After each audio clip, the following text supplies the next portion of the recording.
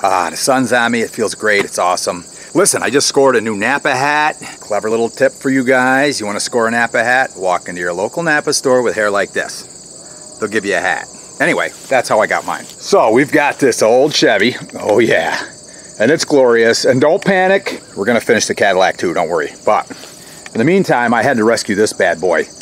It's a 2-ton Chevy rated for 16,000 pounds. It's, as far as I can tell, it's a 1952 model year with the 216 stove bolt. Who doesn't love a stove bolt, huh? They don't even have pressurized lubrication for the rod bearings. I thought, wow. But anyway, they don't. So here's what I backed into. There's a leaky wheel cylinder. We put brake fluid in it. Fluid just pours out of the back of the drum. Same thing on the front wheel, so we'll have to address that too. For right now, I just thought I would get this drum taken off.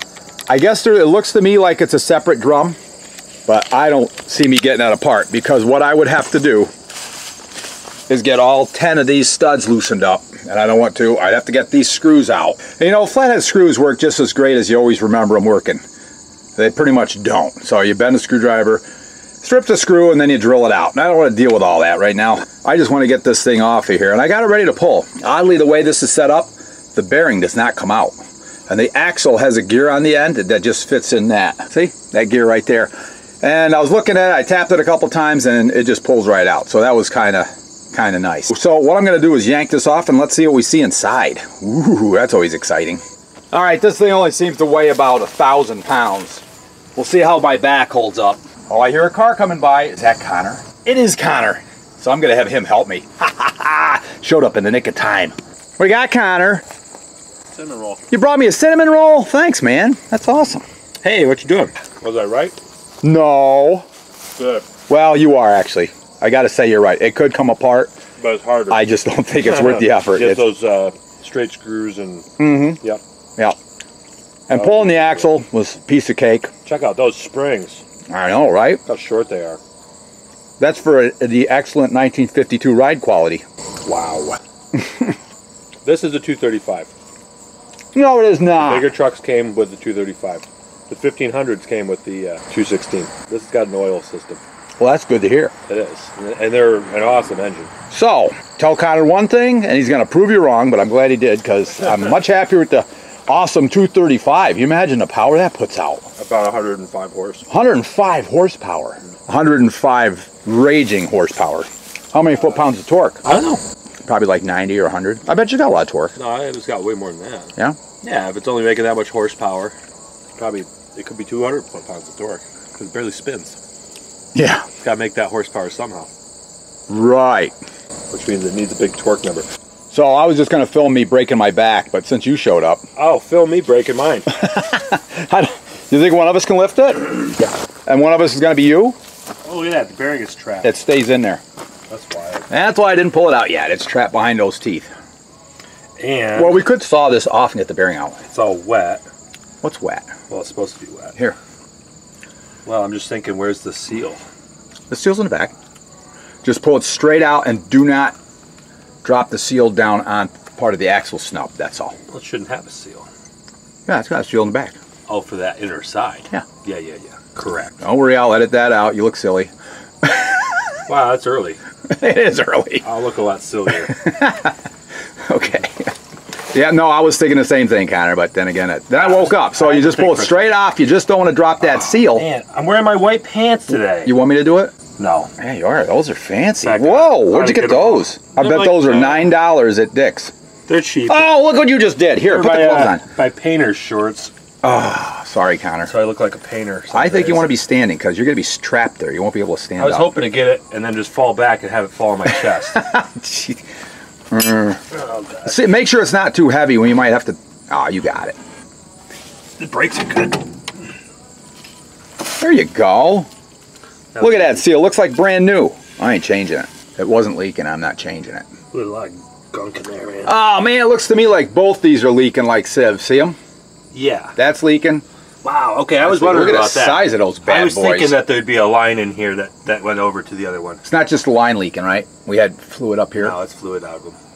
They're huge. They're 80 bucks a piece at Napa. Worth every penny. Oh, we got good brakes. This truck's ready to roll, man. So we need like... We need like 10... They're 1.5s too. They say 1.5 right on them. 10 cans of brake clean to clean this up. 10 10 cans of brake clean. You know, Connor, the planet doesn't appreciate us spraying brake clean all over the world, especially at $5 a can. That's your wallet talking. No, my wallet never talks. The green agenda is my wallet. Okay, so I know what to order. These brakes to me look like they'll last the duration. Yeah. We'll never wear these out. This truck's life. Because I never use brakes anyway.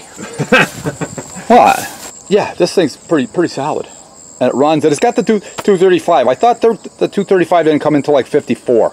No, they were using them in these heavy duty trucks. Okay, glad to hear. They didn't come into the 1500 series trucks until okay. Until then. Yeah, the thing about these bigger trucks is they're kind of forgotten on the internet. There's not as near the information out on these as there is on the smaller sizes that everybody wants, a pickup truck. Yeah, sure. So I wouldn't mind a pickup truck, but I wouldn't either. If you can get your hands on one of these. So the big question today is, you got 20 bucks you can lend me? Yeah. All right, awesome. What do you need 20 bucks? 20 Bought bucks a paint shaker. Oh, for Bob there? Yeah, we got to go get that too, because it's super. I think we figured out why it smells like mice. What do you think, Con? Mouse nesting. Took the back seat out. Hey, this. Oh, took the back of the seat out. This might be good. Oh, another starter. We found an extra starter. That's awesome. I mean, why would you have a crummy starter sitting on your seat? Right. Well, you never know anyway. We'll have to change a starter. I bet you. So there's a lot of tools. I see a bearing race under. I see all kinds of stuff, but mostly what I see is mouse. Yeah, that's gross. And that explains. It is a little gross. Oh, it's way gross. That kind of explains the smell. I mean, the truck smells pretty mousy. I guess now we know why.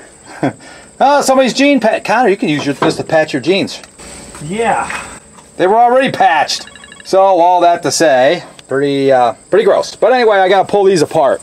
So here's the deal on the wheel, on the brakes. I can get these for 80 bucks a piece rebuilt, or I can get the kit for $9. So I got to pull them apart anyway. I'm going to tear these apart, see if they're all rusty and pitty, and maybe we'll do a little video on rebuilding brake cylinders. Since it's only been about, 40 years since I've actually done one. But I don't think it's too hard. We just have to hone it out if it's not pitted and tore up, and rebuild it. Alright, this shouldn't be too big a deal. We're just trying to take this wheel cylinder off, and there it is. So I cracked this loose with a line wrench, but now it's stuck into the, it's stuck on the line. Oh, it's just turning the line. I really don't want to ruin this line. It's not bad enough to have to make a new one. I'm going to have to use a little heat on that, but a little heat should take that right apart.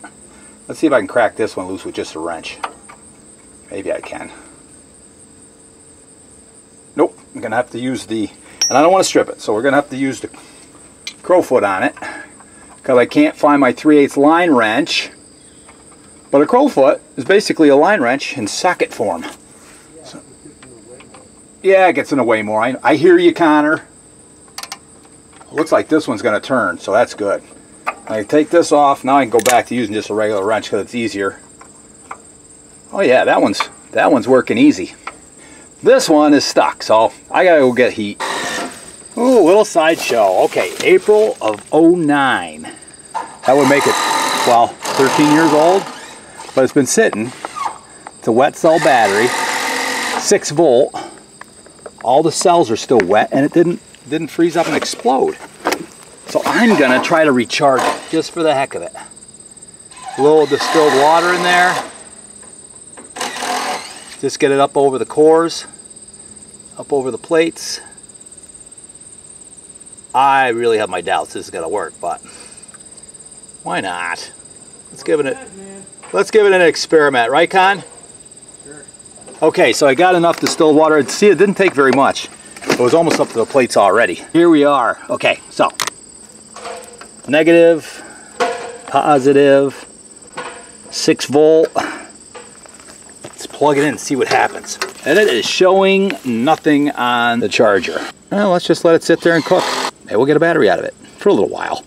Hey, let's face it, it's just for a little while anyway, no matter what you do with these things. Okay, so that battery was like seeing a squirrel, but back to the case at hand, and that is loosening up this line. Luckily, I got flammables everywhere.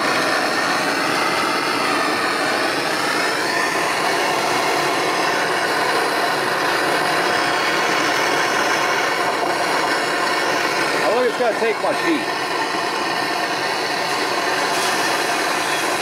In fact, that's probably enough right there.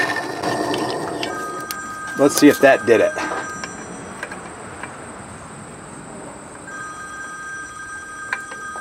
Oh, not quite. Now I'm getting a phone call. Well, that little speck of heat worked. I got her turning, everything's free. Nice. So, I gotta loosen these guys up and drop them out. That shouldn't be no big deal, I don't think. Especially when I got the impact gun I can use, which makes all your life easier. I do like the impact gun. Ooh boy. Okay, so I got that little bolt out, this little bolt out. I gotta make sure I don't lose them, because that's always a bummer when you lose a bolt and now you're spending 20 minutes looking for another one to replace, and it's just, and then it's not original, you know, kind of like original if I could keep it original. So I got that bolt there. I gotta get the bolt from the other side. It'll be real cool to drive it. Oh, it'll be fun. Oh yeah. So a couple little baby taps and this comes right out, kind of. Oh, I see the difference between the front and the back one. Yeah, what is it? The front one's got a access hole for the hose to go into, and the back one don't. So I gotta get a bar so I can pry that so I can pop these out. A bar. A bar. Flat bar? Yeah, a little flat bar will work probably. Okay, get this little line out of the way. Got my line. Gotta make sure I put everything in a bucket so I don't lose anything. Let's see if I can get in there on it. Yeah, get myself a little room.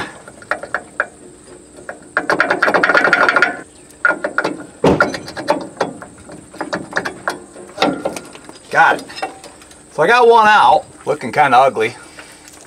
Ooh, it's leaking all over me. Nasty old brake fluid. A lot of water in it. I got a feeling I'm going to be buying new cylinders. I don't think we're going to rebuild these. I don't know. Don't look good though. But we'll pop them apart and see what we see. If we can get them apart. They may not even come apart. They may just be rusted right up. Let me see if I can get the other one out. Flat bar in there. Bump into the camera. Oh, boy, that popped out easy. I don't know what I did different there, but it really popped it right out. Now, we don't want to lose these little dogs either, because that would be a problem. That one's stuck in there. That can't be good. That one's stuck there. And this is the difference between front and back. This was not drilled and tapped for a line. But I'm sure the new ones are drilled and tapped. They just drill and tap both, and they probably just have a plug in one and not the other. So part of the fun of these old vehicles is ciphering the historical data. And we've looked at the battery. It's got an 09, April of 09 sticker on it. He said, I think he told us he put a battery in it when he bought it, right, Connor? Yeah, I imagine he did. So he put a battery in it. So we figured that's 09. That's 13 years ago. That's when Connor graduated high school. Yeah. And according to the license plate, it hasn't been on the road since I graduated high school. 1980. Yeah, that was only a couple years ago. But yeah, it's fun figuring out what's going on. Yeah, this plate 79 and 80 on it. Pennsylvania. Ooh, 1979, 1980. So the old girl's been sitting around for a while. It's only 42 years? So anyway, get back to the matter at hand. These wheel cylinders are crap. I can't get these pistons to move in either one of them. They're all corroded up. So I broke down and ordered up the new wheel cylinders from Napa. I can't do anything else about it. I gotta get them. But I got a kit for the other side because it's not leaking. And I'm hoping if it's not leaking, it means maybe they're not all corroded up. But who knows if that's the case or not. And on a side note, the battery is starting to take a charge. So will a 13-year-old battery live again? It's in there bubbling, bubble, toiling trouble. It may take a charge again. I don't know.